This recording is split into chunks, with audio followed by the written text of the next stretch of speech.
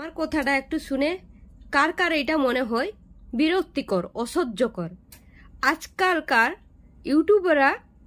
ইউটিউবাররা বলে হবে, তারা সন্তান জন্ম দিলে ছেলে কি মেয়ে হয়েছে বলে না, মানে কটা ভিউজের জন্য, কটা টাকার জন্য তারা 1 সপ্তাহ 15 দিন ধরে টান্না এইটুকু যে মেয়ে হয়েছে কিংবা ছেলে হয়েছে সেইটুকুর জন্য তাদের পরিশ্রম হয়ে যায়। আজকে ডেলিভারি হয়েছে, আজকে এত পরিশ্রম হয়ে গেছে তার জন্য বলা যাবে না, কালকে এটা হয়ে গেছে তার জন্য বলা যাবে না, পরশুদিন এটা হয়ে গেছে তার জন্য বলা যাবে না।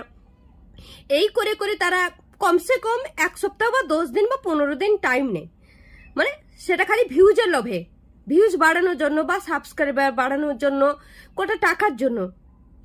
মানে কিরকম মেন্টালিটি, ইউটিউবে সবকিছুই এসে শেয়ার করবে, ছেলে হয়েছে বা মেয়ে হয়েছে সেটা শেয়ার করবে না।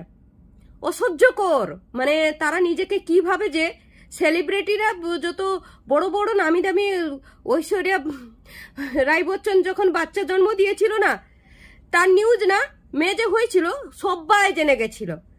আজকাল ইউটিউবাররা যখন তাদের বাচ্চা হচ্ছে না, তারা সেলিব্রিটিদের উপরে মানে কতটা যে ঊর্ধ্বে নিজেদেরকে ভাবছে। যখন ইউটিউব থাকবে না তখন এরকম ভাব দেখাবে, যখন ফেসবুক থাকবে না তখন এরকম ভাব দেখাবে, যখন ইনস্টাগ্রাম থাকবে না তখন ভাব দেখাবে। বা তোমরা ভাব দেখালে কে দেখবে? দেখবে না নিশ্চয়।